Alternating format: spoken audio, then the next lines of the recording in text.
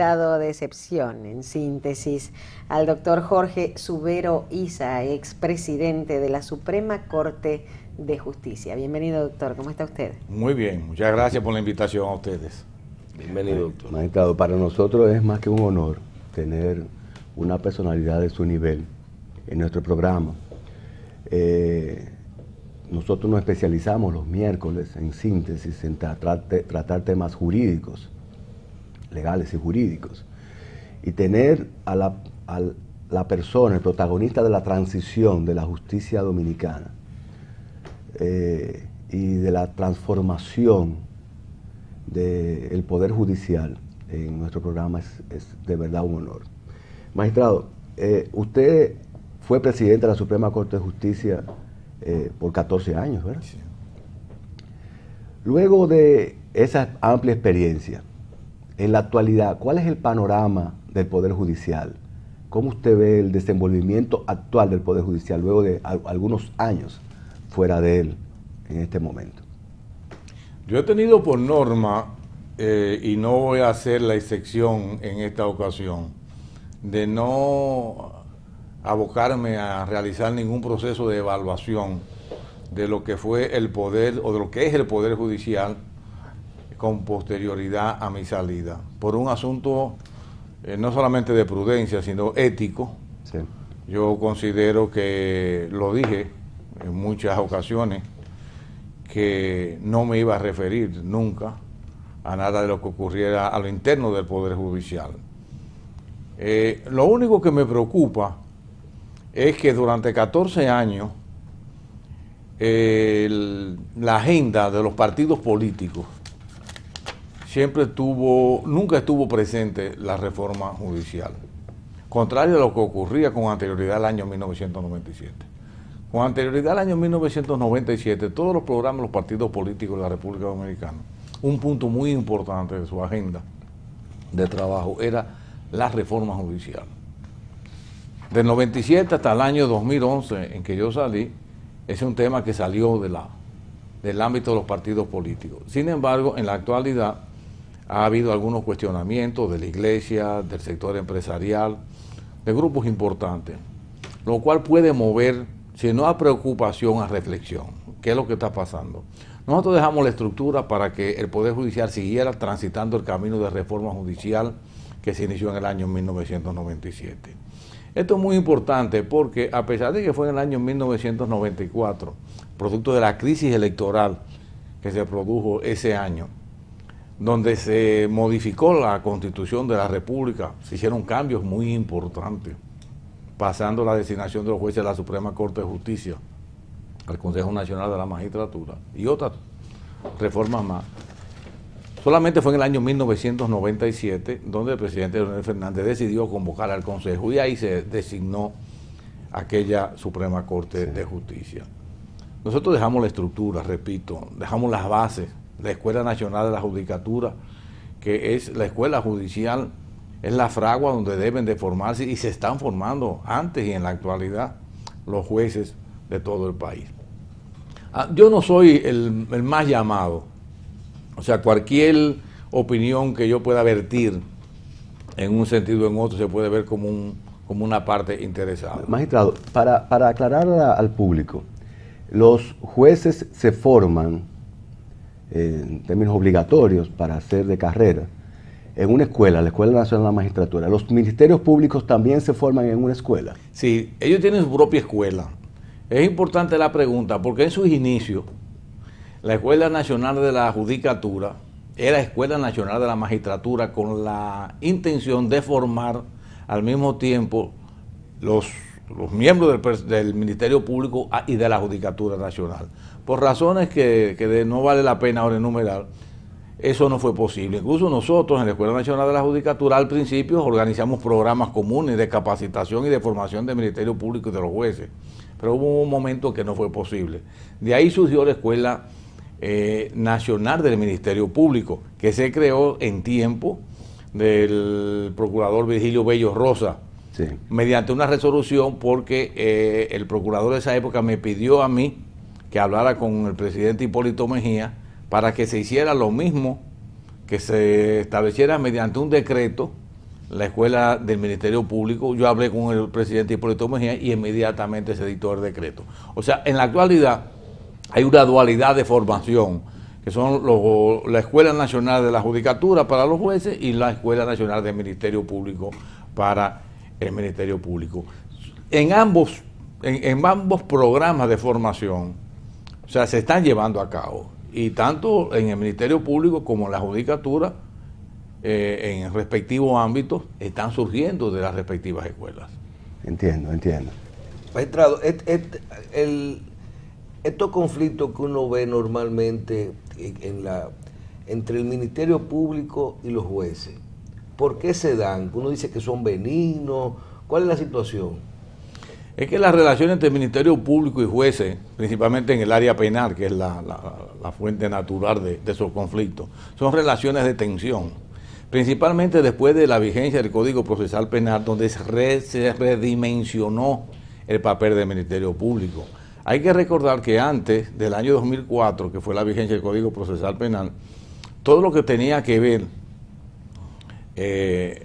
o una parte de la investigación, principalmente en el área criminal, estaba a cargo de un juez, que era el juez, en esa época se llamaba juez de instrucción, que hacía las veces prácticamente de un Ministerio Público en el proceso de investigación y de persecución.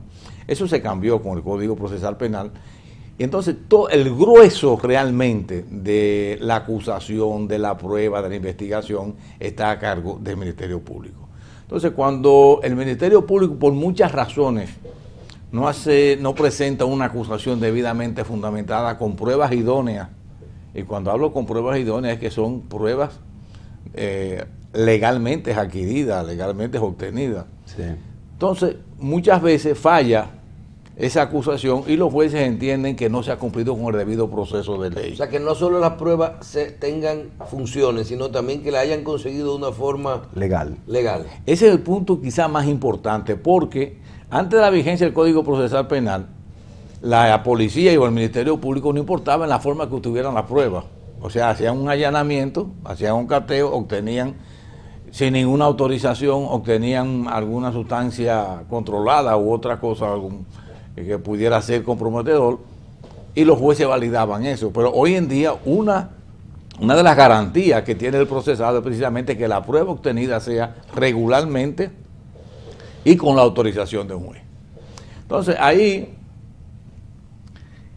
hubo un problema que también adquirió mayores dimensiones con el código, y es que hay que recordar, en la Suprema Corte de Justicia, como ya el Código Procesal Penal desde el año 2000 se había promulgado y se dio una vacación ley hasta el año 2004, los jueces fueron preparándose, y en la escuela les dimos todos los cursos de capacitación para cuando llegara el 2004, entonces se encontraran debidamente capacitados. Claro. Con el Ministerio Público se comenzó, íbamos en paralelo. Sin embargo, la llegada del presidente Leonel Fernández en el 2004, el 16 de agosto del año 2004, un solo decreto dejó sin Ministerio Público los tribunales del país. Entonces se designaron nuevos miembros, nuevos fiscales, y eso trajo como consecuencia que los nuevos fiscales no estaban capacitados, no se habían sometido a ese programa de formación. Tuvieron que rápidamente iniciar los procesos de capacitación y de formación. Felizmente, ya podemos decir que en términos de capacitación van a la par el Ministerio Público y los jueces. Pero son relaciones de tensión, o sea, cuando hay un descargo de parte de los jueces, entienden que fue con poca sustanciación, muy poco fundamentado, y entonces el Ministerio Público, cada uno defiende su porción en ese proceso. Es un tema un poco delicado. Sobre ese mismo punto, sobre todo en países ya que tenemos de paradigma un poco más desarrollado, la palabra de juez es la palabra de Dios. O sea, ciertamente cuando un juez falla, nadie cuestiona su criterio. Simple y llanamente usted, si no está de acuerdo, eleva los recursos pertinentes y demás. Pero el nivel de institucionalidad, ya en países que tienen esos niveles, esas decisiones de los jueces no pueden ser cuestionadas. Entonces me preocupa mucho, y quisiera su comentario, magistrado, el hecho de que los ministerios públicos no reconozcan la falencia de sus propias acusaciones. Porque si esas acusaciones están vacías de pruebas o las pruebas han sido obtenidas irregularmente o no están bien sustentadas, el fallo obvio del juez va a ser en favor del imputado en caso de un proceso penal. Durante su gestión y no sé si posterior, no existe la manera de que el Ministerio Público, su más alto nivel, instruya a los Ministerios Públicos de base para que respeten 100% las decisiones de los jueces y que no salgan a hacer publicidad negativa que al final corroe la credibilidad de la judicatura. Eso sería lo ideal. Y usted debe recordar que siendo yo presidente de la Suprema Corte de Justicia, yo tuve serios encontronazos con todos los procuradores generales de la República. Sí, lo recuerdo perfectamente. Comenzando con Abel Rodríguez del Orbe, que fue el primero, hasta con el último, Radamés Jiménez. O sea, yo tuve, pero ¿cuál fue la causa de todo eso? Era pura y simplemente yo defender la posición de los jueces. Ahora, hay que tener en cuenta que el Ministerio Público, con el nuevo rol que le atribuyó el Código Procesal Penal, debió de dotársele de recursos económicos suficientes a fin de que se contraten técnicos y realicen programas mayores de investigación y de técnica. En una ocasión, creo que siendo en la primera gestión del actual procurador Domínguez Brito, yo lo puse en contacto con Costa Rica, que del Poder Judicial tiene uno de los laboratorios, incluso le brinda servicio a la ONU en materia de criminología. Precisamente porque hoy en día, fíjate que ahora que la gente se da cuenta que en los procesos de investigación la Policía Nacional depende del Ministerio Público. Sin embargo, el Ministerio Público no tiene todos los instrumentos. En términos legales, en términos de hecho y operacionales no necesariamente es así. No, pero vamos a hablarlo en términos legales de lo que dice la ley. O sea, yo creo que lo ideal sería que cada uno respetara su ámbito, pero muchas veces protagonismo, otras veces estadística. Fíjense ustedes un dato que llama mucho la atención.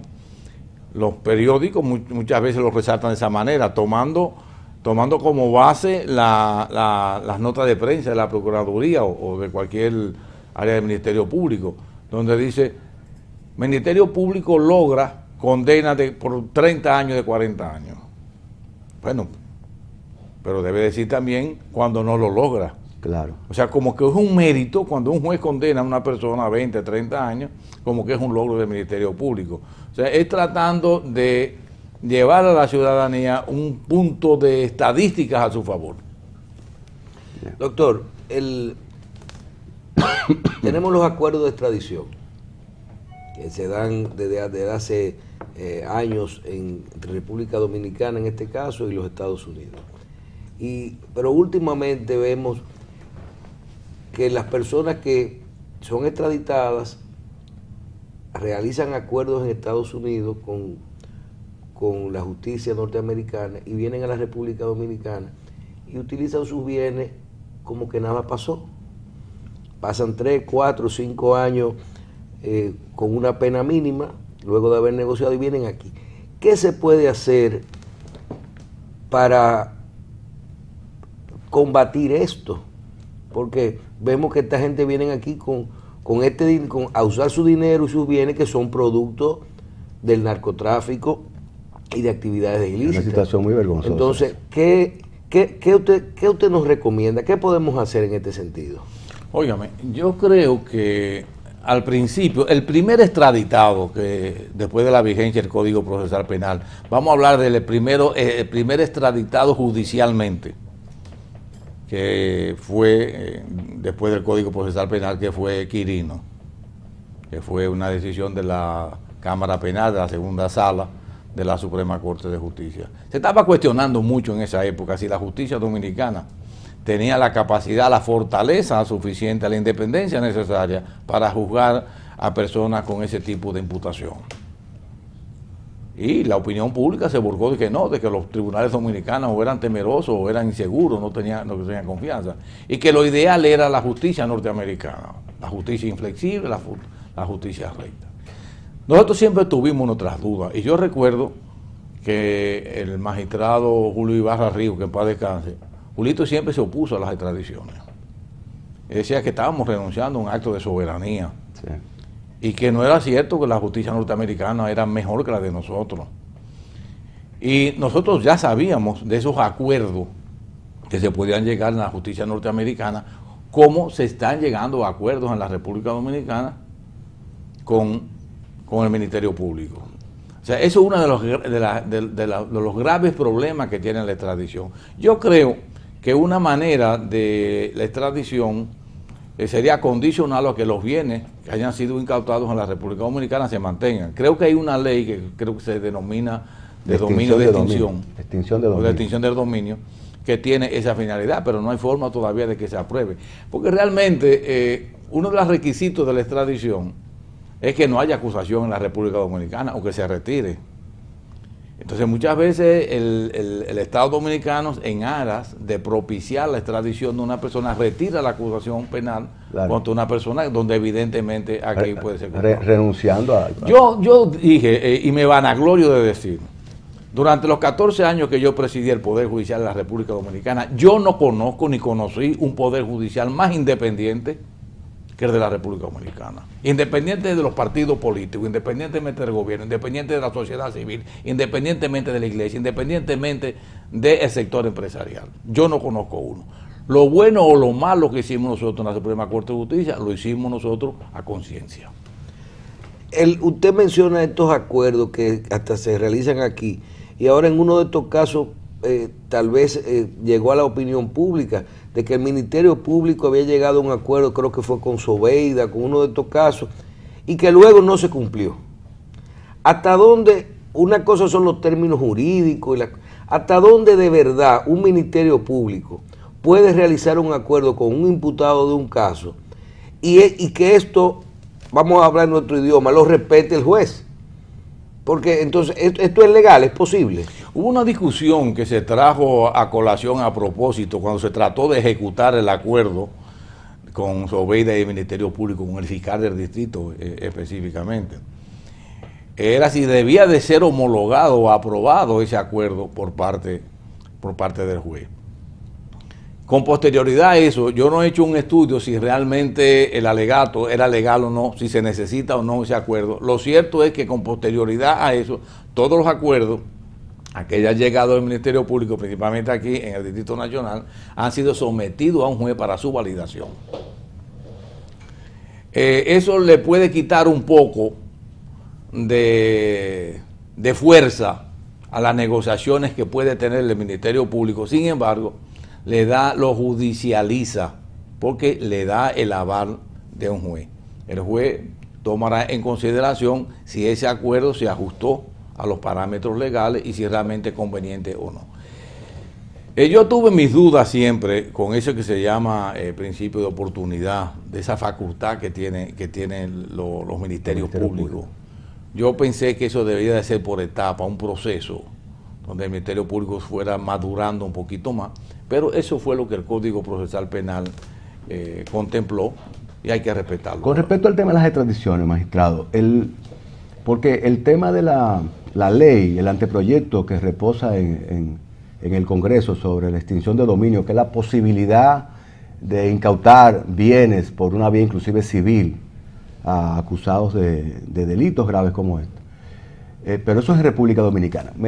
Volviendo al tema de la extradición, no existe la manera de que este acuerdo, si se rediscute, porque creo que se estaba rediscutiendo en estos días, en las cancillerías de nuestro país y de Estados Unidos, que es el país que más solicita extradiciones y con el que tenemos acuerdo. No existe la manera de que se condicione no solamente la incautación de bienes y que se queden incautados en República Dominicana los bienes producto del narcotráfico, sino intercambio de información, esa información valiosa que da este criminal en una negociación en Estados Unidos. Información tan valiosa que podría involucrar a nuestros políticos, a nuestros empresarios, policías, militares, etcétera, sus cómplices. Porque yo comentaba en estos días con una persona acá, bueno, con el ex magistrado Bonelli, que trabajó en este anteproyecto, que esta información sí es utilizada, por ejemplo, por Estados Unidos, que es el país receptor del extraditado, para posiblemente coyunturalmente en el futuro poder arrodillar las autoridades dominicanas con información privilegiada. ¿No sería importante para nuestro país que haya un intercambio de información como una condición para la extradición? Hay una serie de tratados internacionales que hablan de intercambio de información en materia judicial.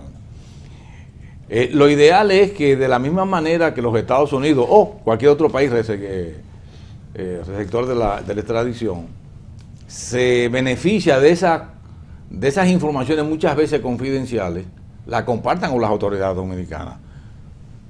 Ahora, de hecho ocurre así, porque con aquellas personas que han sido extraditadas de Estados Unidos y a base de informaciones que ya han obtenido, aquí se han iniciado procesos de persecuciones en contra de personas que han revelado nombres allá.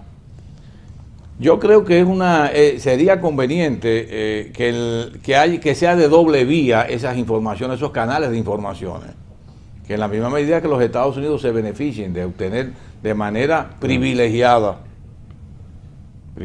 esas informaciones se puedan compartir con las autoridades dominicanas e iniciar aquí procesos de persecución también. Claro, claro. Magistrado, nosotros queremos aprovechar toda su amplia experiencia para lo siguiente.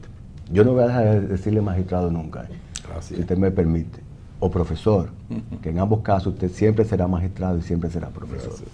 De todos los abogados dominicanos. Queremos aprovechar su experiencia para lo siguiente. En las últimas semanas los hechos de criminalidad se han incrementado, o por lo menos han sido tan graves, tan groseros, que existe una percepción de incremento de la criminalidad en el país. El derecho penal, el poder judicial, nuestras leyes, han fallado en persuadir a las personas para que no cometan crímenes. Uno, y para que lo peguemos ahí mismo. Con más frecuencia vemos policías involucrados en la criminalidad común y corriente. ¿Qué vamos a hacer con nuestra policía, magistrado?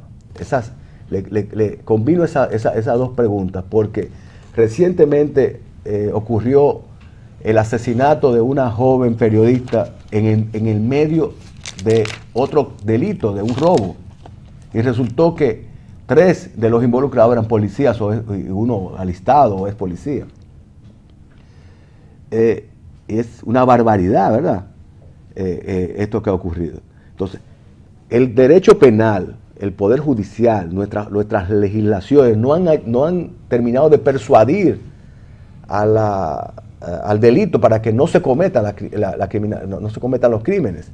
Y segundo, ¿qué vamos a hacer con la policía, magistrado? En ningún sitio el derecho penal tiene un carácter disuasivo. Uno de los grandes errores que hay en la República Dominicana, ya ha sido una tradición, es tratar de resolver los problemas sociales con una ley. Yo no sé por qué en estos días a alguien no se le ocurrió prohibir la sequía mediante una ley. Sí. Aquí todo se quiere resolver en base a una ley. Entonces los problemas sociales se combaten con políticas sociales. La criminalidad no es un asunto legal. La delincuencia no es un asunto legal. La delincuencia en el país es fruto de una serie, es multicausal. Tiene factores principalmente sociológicos, factores realmente de faltas de oportunidades. Entonces, cada vez que alguien es cíclico, cuando hay una ola de delincuencia, a alguien se le ocurre aumentar las penas. Cuando yo me opuse a aumentar las penas a 40 años en determinados delitos, porque decía que yo no conozco a nadie que haya cumplido 30 años preso, nadie.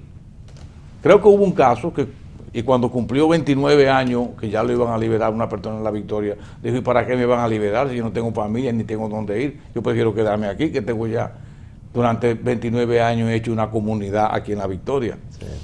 O sea, el problema no es ni siquiera la policía como tal. O sea, hemos tratado en los últimos días principalmente de vituperar a la Policía Nacional. Yo entiendo que hay que elevar la estima de la Policía Nacional, su autoestima, tenemos que elevarla. Hay que cambiarla.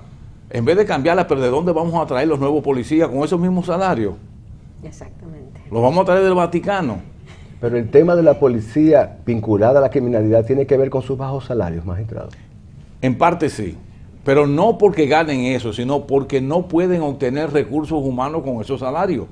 Imposible. Recursos humanos de calidad. Recursos humanos de calidad, o sea, claro. O sea, el perfil de un policía no es para que esté ganando los sueldos. Entonces, nosotros no podemos tratar de reformar. Haití, ¿qué hizo Haití con su ejército? Lo disolvió. Sin embargo, en Haití siguen los mismos problemas. Porque el problema salarial no es vital, pero es muy importante. Entonces, la reforma policial, es cierto que no se resuelve pura y simplemente aumentando los salarios de los policías, sino reformándolo, mejorando sus condiciones de vida, su propia formación. Pero con ese salario que tienen es imposible. Además, yo dije que en el 2008, en el 2009, en nuestro discurso, que uno de los grandes desafíos que tiene la sociedad dominicana es poder compatibilizar lo que es la seguridad ciudadana con las libertades públicas, como ha ocurrido en la mayoría de los países del mundo. En los Estados Unidos se tuvo que sacrificar la seguridad ciudadana en áreas de la seguridad nacional con la ley patriota.